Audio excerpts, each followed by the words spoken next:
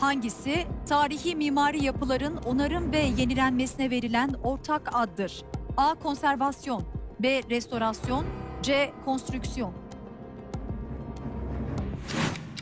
Konservasyon veya konstrüksiyon olduğunu düşünmüyorum. Restore edildi denir.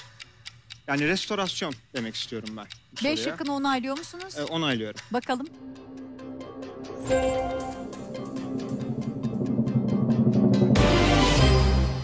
Üçlemeyi tamamlamaya sadece bir soru kaldı.